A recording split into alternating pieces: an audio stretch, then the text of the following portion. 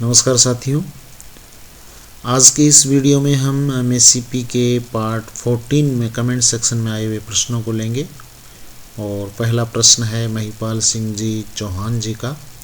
प्रश्न है, सर मेरी प्रथम नियमित नियुक्ति आरपीएससी से प्राध्यापक के पद पर 1994 को हुई और 2 एसीपी 10 वर्ष और 20 वर्ष की प्राप्त करके 2015 से प्रधानाचार्य के पद पर L16 में कार्यरत हूँ और थर्ड एसीपी हेतु वांछित 30 वर्ष की सेवा पूर्ण नहीं होने के कारण एसीपी योजना के अंतर्गत थर्ड एसीपी स्वीकृत नहीं हुई है। मुझे 1/4/23 से पूर्व 27 वर्ष नियमित सेवा पूर्ण करने के आधार पर थर्ड एमएससीपी में कौन सा पे लेवल दे होगा।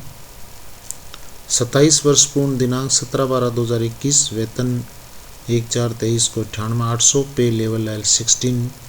मुझे 1/4/23 को दे पे लेवल एवं कितना वेतन होगा कृपया बताने का श्रम करावें। महिपाल सिंह चौहान, प्रिंसिपल।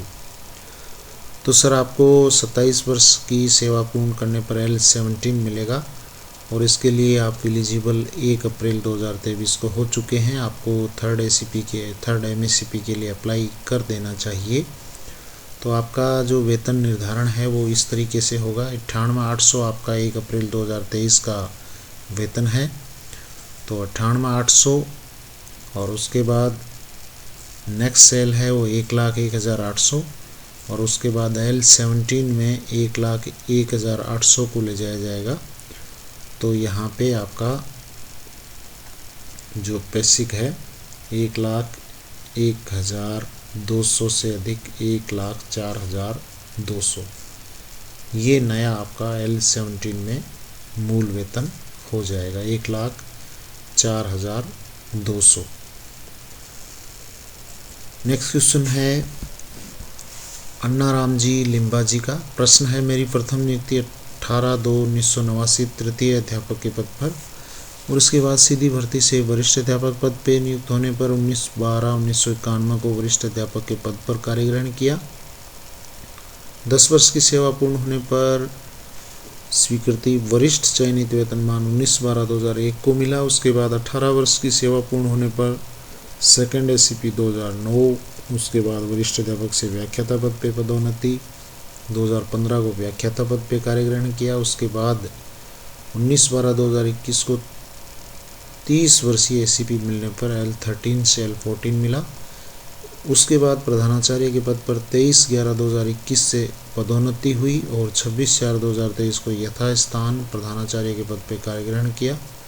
तत्पश्चात पदस्थापन हो जाने पर 19/5/2023 को प्रधानाचार्य के पद पर राजकीय उच्च माध्यमिक विद्यालय गंगूवाला 56 आरबी जिला गंगानगर हाल अनूपगढ़ में कार्य ग्रहण किया। 30 वर्षीय एसीपी को L14 से L17 में संशोधन करवाकर नोशनल लाभ लेते हुए वर्तमान में L17 में मेरा मूल वेतन 92,600 है। 1/4/23 को मेरा मूल वेतन 89,900 है। तो सर स्पष्ट करें कि एमएससीपी में मेरा पुनर्निर्धारण वेतन L17 से L18 में होगा या L19 में, और कितना होगा यह भी कृपया स्पष्ट करें जी। तो सर अन्नाराम जी लिम्बा सर, आपके प्रिंसिपल पोस्ट पे पदस्थापन के बाद में एसीपी 1 लगी है और उसका आपको बेनिफिट मिल चुका है। L17 आपको दे दिया जा चुका है। तो फिलहाल की स्थिति में आपका किसी भी प्रकार का संशोधन एमएससीपी में पुनर्निर्धारण नहीं होना है। फिर भी आप नियमों को एक बार अच्छे से देख लें। मेरे हिसाब से आपकी एलिजिबिलिटी है वो L17 से अधिक नहीं हो रही है और L17 आपको अभी मिल रहा है। नेक्स्ट क्वेश्चन है अशोक जी गुप्ता जी का। प्रश्न है, सर मेरी प्रथम नियुक्ति 2 नवंबर 1991 को थर्ड ग्रेड में हुई। सेकंड ग्रेड में 19 मार्च 1996 को सीधी भर्ती से चयनित हुआ। फर्स्ट एसीपी में 2006 में प्राप्त की। सेकंड एसीपी 2014 में मिली। 13-14 में वरिष्ठता के आधार पर मुझे 15 जून 2015 में व्याख्याता पद पर पदोन्नत किया गया, लेकिन मुझे किसी प्रकार का लाभ नहीं प्राप्त हुआ। 21-22 की प्रधानाचार्य में 25 जून 2023 में प्रधानाचार्य के पद पर फॉरगो कर दिया और वर्तमान में मेरा वेतन 1 जुलाई 2023 को 82,600 है। 1 अप्रैल 2023 को 80,200 पर था। मेरा वेतन निर्धारण किस प्रकार होगा? 1 जुलाई 2023 को मुझे 27 साल पूर्ण हो चुके हैं।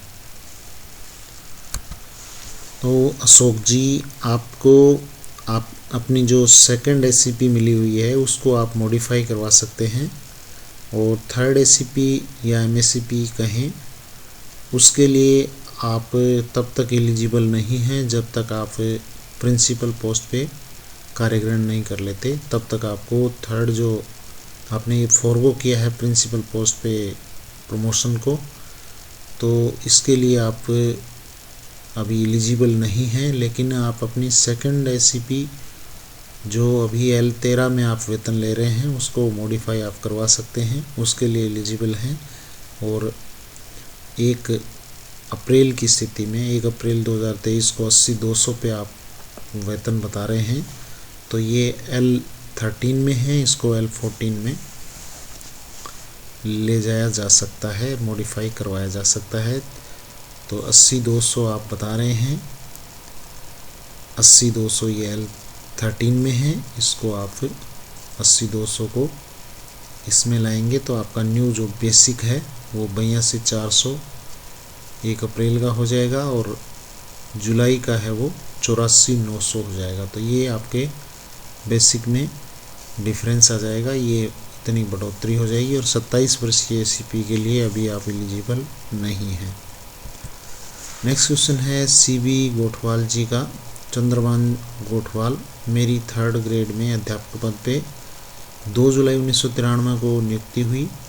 2003 में फर्स्ट एससीपी, 8-9 सेकंड ग्रेड में प्रमोशन, 2011 में सेकंड एससीपी, 2015-16 में व्याख्याता में प्रमोशन, 22 में उप प्राचार्य में प्रमोशन हुआ है। मुझे 30 वर्ष 2 जुलाई 2023 को हुए हैं। मुझे 3rd एससीपी मिलेगी या नहीं? 1 जुलाई 2022 को मूल वेतन L12 में 67,000 था। चंद्रभान जी, आपको व्याख्याता बनने के बाद 1 एससीपी का लाभ मिल रहा है और 1 आपका प्रमोशन हो चुका है, इसलिए आपको मैक्सिमम जो ये बेनिफिट वाइस प्रिंसिपल पे हो चुका है। आपने उसका फिटमेंट कैसे नहीं करवाया है ये यहाँ आपने स्पष्ट नहीं लिखा है। 1 जुलाई 2022 का मूल वेतन लिखा है। उप प्राचार्य में आपका फिटमेंट है वो L14 में हुआ है, उसका आपने यहाँ पे जिक्र नहीं किया है। तो आपका फिटमेंट है वो L14 में हो चुका है, तो आप 3rd एससीपी में आपको कोई बेनिफिट नहीं मिलेगा। 3rd एससीपी के लिए आप एलिजिबल नहीं हैं, क्योंकि यहाँ पे आपको मैक्सिमम बेनिफिट जो मिलना चाहिए वो L14 आप उप प्राचार्य में ले चुके हैं। तो यहाँ पे ये बेनिफिट आपको नहीं मिल रहा है। और आप उस तरीके से भी देख लें कि व्याख्याता के बाद में आपको जो 1 एससीपी मिलेगी, इसको आप मान लो 3rd एससीपी के रूप में भी अगर बेनिफिट मानो तो इसको आप ऐसे ले सकते हो कि 12 से आपका 14 में यहाँ पे हो रहा है, और वो आप ऑलरेडी वाइस प्रिंसिपल में ले चुके हैं। तो यहाँ पे आपको मैक्सिमम बेनिफिट है वो मिल चुका है। विक्रांत जी मालव जी का प्रश्न है, सर मेरा एक क्वेश्चन है। मेरे फादर की जॉइनिंग नवंबर 94 में लेक्चरर में हुआ और फर्स्ट एससीपी 2004 में मिली, 2014 में सेकंड एससीपी मिली है और 2015 में प्रिंसिपल में प्रमोशन हुआ है, और अभी बेसिक 1,01,800 है L16 में, और नवंबर 24 में 30 साल पूरे हो रहे हैं। तो आगे एससीपी और एमएससीपी किसका लाभ मिल सकता है? और लाभ मिल सकता है तो बेसिक क्या होगा, और रिटायरमेंट जुलाई 2027 में है। तो आपके पिताजी एमएससीपी के जो न्यू रूल्स है उसके अकॉर्डिंग 27 वर्ष की सेवा कंप्लीट होने पर 1 अप्रैल 2023 की स्थिति में L17 के लिए एलिजिबल हो चुके हैं। उसके लिए अप्लाई करना होगा 3rd एमएससीपी, और उसमें यहाँ पे 1 अप्रैल का अगर बेसिक यहाँ देते, फिर भी ये 1 जुलाई के बाद का आप बता रहे हैं, तो मैं यहाँ पे 1,01,800 यहाँ पे आपने बताया है L16 में, तो 1 अप्रैल का ये होगा 98,800। अब आपका जो न्यू फिटमेंट है वो L17 में होगा, 98,800 की बजाय 1,01,200 और जुलाई में 1,04,200। न्यू बेसिक है वो 1,04,200 हो जाएगा। और इसके लिए आपको साला दर्पण के माध्यम से जो थर्ड एससीपी है, जिसको न्यू रूल्स में एमएससीपी कहेंगे, एमएससीपी में आपको अप्लाई करना होगा और आप एलिजिबल इसके लिए 1 अप्रैल 2023 की स्थिति में हो चुके हैं। अगला प्रश्न है चंद्र प्रभाजी श्रीवास्तव जी का। नमस्कार सर, मैं प्रधानाचार्य पद से 31 दिसंबर 2023 को सेवानिवृत्त हो गई हूँ। मेरी द्वितीय एसीपी 8 अक्टूबर 2023 को लगनी थी। मैंने साला दर्पण स्टाफ विंडो से 10 नवंबर को ऑनलाइन आवेदन किया था। डायरेक्टर ऑफिस में एसीपी पेंडिंग शो हो रही थी। अब साला दर्पण स्टाफ विंडो से रिमूव होने के कारण मुझे अपनी एसीपी का पता नहीं चल रहा है। और सेवानिवृत्ति के बाद एसीपी आवेदन की स्थिति का कैसे पता चलेगा, क्योंकि स्टाफ विंडो से सेवानिवृत्ति के कारण रिमूव होने से कुछ पता नहीं चल रहा है। कृपया ये मार्गदर्शन करें कि एसीपी के बारे में सेवानिवृत्ति के पश्चात जानकारी कैसे मालूम करना होगा। तो चंद्रप्रभा जी, जो पीछे के आवेदन थे उन सबको साला दर्पण सेल ने रिवर्ट कर दिया है। और चूंकि आपने 10 नवंबर को ऑनलाइन आवेदन किया था, तो ये हो सकता है कि अभी जनवरी में जो रिवर्ट हुए उन सब के साथ में आपका आवेदन भी रिवर्ट कर दिया हो और साला दर्पण से सेवानिवृत्ति के बाद में दोबारा से आप अप्लाई नहीं कर सकते। तो अब उस स्थिति में आपको ऑफलाइन आवेदन करना होगा और ऑफलाइन आवेदन के जरिए ही आपकी एससीपी का प्रकरण है वो निस्तारित होगा। आपको ऑफलाइन मोड में ही आवेदन करना होगा जब तक साला दर्पण मॉड्यूल पे इसके लिए कोई नया सर्कुलर या नया कोई टैब स्टार्ट नहीं हो, क्योंकि अभी सेवानिवृत्त कार्मिकों अधिकारियों के लिए इस पे ये सुविधा नहीं है। उनको ऑफलाइन मोड में ही आवेदन करना होगा। नेक्स्ट क्वेश्चन है कृष्ण कुमार जी कसवा जी का। मेरी नियुक्ति 4/97 को तृतीय श्रेणी शिक्षक पद पे हुई। थर्ड एसीपी 7/2024 को मिलनी है। मेरा वर्तमान बेसिक 67,000 है। एमएसीपी के बाद बेसिक कितना होगा? थर्ड एसीपी आपने जुलाई 2024 में बताई है, तो उससे पहले आपको जुलाई का इंक्रीमेंट मिल जाएगा। 69,000 रुपये हो जाएंगे। आप यहाँ देखिए 69, ये 69। उसके बाद में आपको यहाँ एक सेल नेक्स्ट सेल पे ले जाया जाएगा 71,100 और अब 71,100 को L14 में आपको देखना है। ये 71,100 इक्वल आ रहा है, तो 73,200 आपका न्यू जो बेसिक है एमएसीपी लगने के बाद वो 73,200 हो जाएगा। नेक्स्ट क्वेश्चन है खेमचंद जी मीना जी का। मेरा द्वितीय वेतन श्रृंखला पुस्तकालय अध्यक्ष में 21/4/95 को नियुक्ति हुई और थर्ड एसीपी मिली है 21/4/22 को। L15 मिल रहा है। प्रथम श्रेणी में पदोन्नति हो चुकी है। क्या मुझे L16 मिलेगी? कृपया बताएं। निश्चित रूप से अगर आपको L14 से L15 मिला है एससीपी में, तो अब एमएससीपी में आपको L14 से L16 मिलेगा। आप इसके लिए थोड़ा और विस्तृत अध्ययन कर लें और अपने कार्यालय अध्यक्ष जी के माध्यम से इसको मॉडिफाई करवा लें। आपको जो थर्ड एसीपी मिली है उसको मॉडिफाई करवा लें। अगला प्रश्न है महेंद्र सिंह जी तंवर जी का। प्रश्न है सर नमस्कार, मेरी नियुक्ति 94 को थर्ड ग्रेड टीचर में हुई। फर्स्ट एसीपी 2004, 2009 में second grade promotion, second ACP 2013 में, 16 में व्याख्याता में प्रमोशन। दोनों एसीपी में कोई लाभ नहीं मिला। व्याख्याता प्रमोशन में भी कोई लाभ नहीं मिला। 31/7/2023 को सेवानिवृत्त हो गया। थर्ड एसीपी नहीं मिली। अब मुझे 27 वर्षीय एमएससीपी के लिए आवेदन कार्यालयाध्यक्ष को किया तो उन्होंने प्रकरण निदेशालय भेजने के लिए कहा। सर मुझे जानकारी प्रदान करावें। महेंद्र सिंह तंवर। जी महेंद्र सिंह जी, बिल्कुल सही बात है, क्योंकि यहाँ पे अगर मॉडिफाई करनी होती है, आपको जो एसीपी मिली हुई है उसको मॉडिफाई करना होता तो आपका कार्यालयाध्यक्ष स्तर पर काम हो सकता था, लेकिन आपको थर्ड एसीपी मिली हुई ही नहीं है, तो उस स्थिति में आपको आवेदन प्रॉपर वही तरीका रहेगा।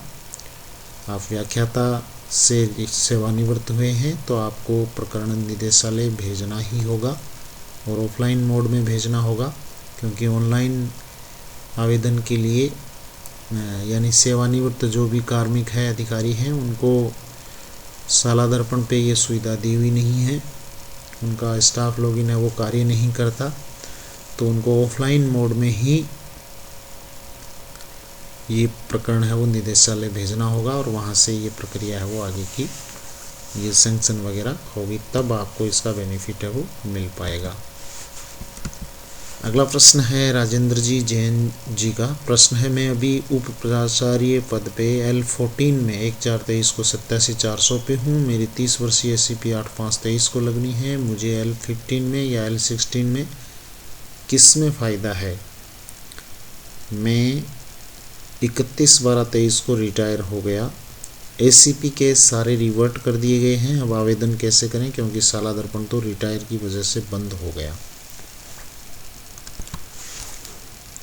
राजेंद्र जी, चूंकि आपको 30 वर्ष कंप्लीट हो रहे हैं तो यहाँ पे 30 वर्षीय ACP या हम MACP कहें तो यहाँ ACP आपके लिए फ़ायदेमंद है, क्योंकि L15 में आपका जब फिटमेंट होगा तो यहाँ आप चेक कीजिए कि 87,400 आपने बताया है। 87,400, ये 87,400 आपका 1 अप्रैल का है। तो जब आपके ACP लगेगी तो नेक्स्ट सेल पे यानी 90,000 पे, और इस 90,000 को MACP में लेंगे तब तो होगा ये L16 में 90,400 होगा, और ACP में यानी पुराने नियमों में लेंगे तो आपका ये होगा 90,000 का 91,700। तो ये L15 आपके लिए फ़ायदेमंद है, और ये उस स्थिति में ही फ़ायदेमंद है आपको, क्योंकि 30 वर्ष हो चुके हैं। वहाँ पे अगर MACP की बात करें तो 27 वर्ष पे तो अगर ये मिलता है तो वो बेनिफिट होता है, लेकिन आपको चूँकि 30 वर्ष कंप्लीट हो चुके हैं तो आप यहाँ फ़ायदे की स्थिति में हैं। आपको L15 में अधिक फ़ायदा है। आपको L15 यानी ACP को सेलेक्ट करके आवेदन करना है, और यहाँ पे आपने लिखा है कि सेवानिवृत्त हो गए, ACP के सारे केस रिवर्ट कर दिए गए हैं। अब आवेदन कैसे करें? तो आवेदन आपको ऑफलाइन करने होंगे, और साला दर्पण पे तो ये स्टाफ लॉगिन से ये सुविधा रिटायर की वजह से बंद कर दी गई है, तो आपको ऑफलाइन ही आवेदन करना होगा।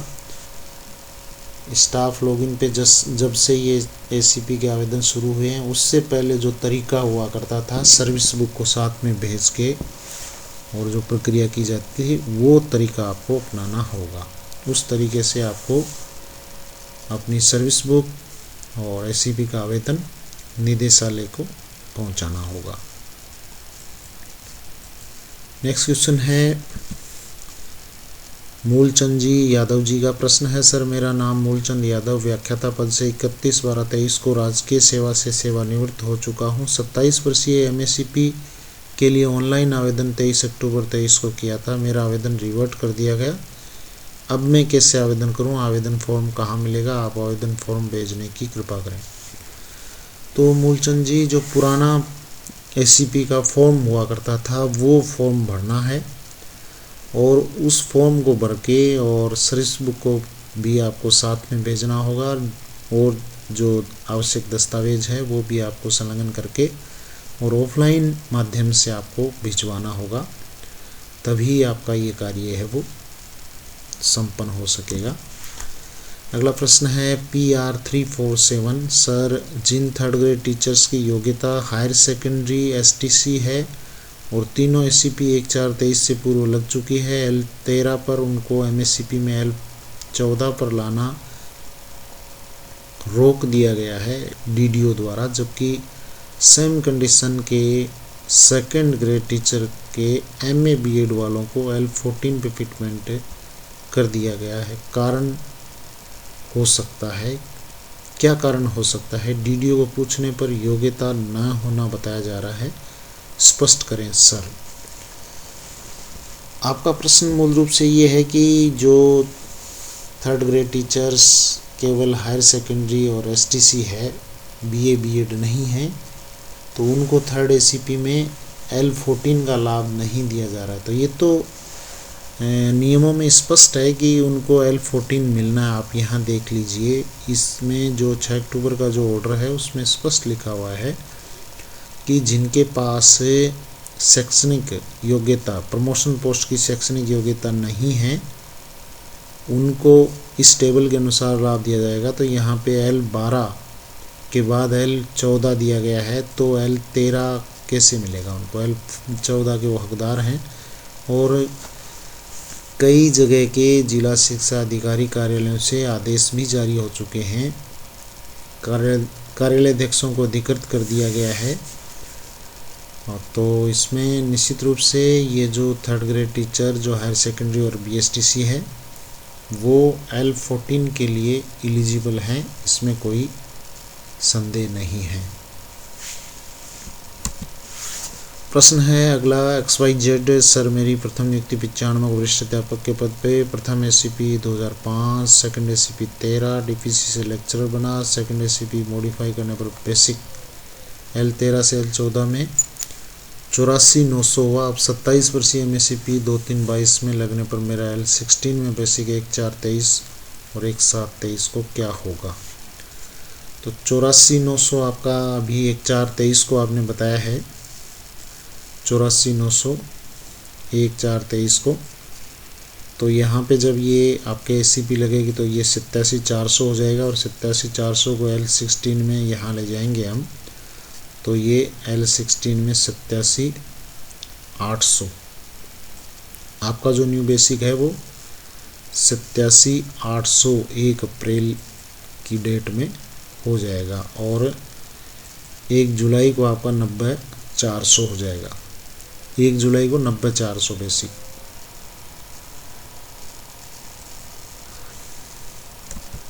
तो आज के लिए बस इतना ही। हालांकि इन प्रश्नों के उत्तर देने में पूरी सावधानी बरती गई है, फिर भी किसी भी प्रश्न में त्रुटि रहने पर आप फाइनेंस डिपार्टमेंट के ऑर्डर ही अंतिम माने। आपका भी कोई प्रश्न हो तो आप इस वीडियो के कमेंट सेक्शन में डाल दें। नेक्स्ट वीडियो में मैं कोशिश करूंगा कि आपके प्रश्न को शामिल करूं। Thank you very much. जय हिंद, जय भारत।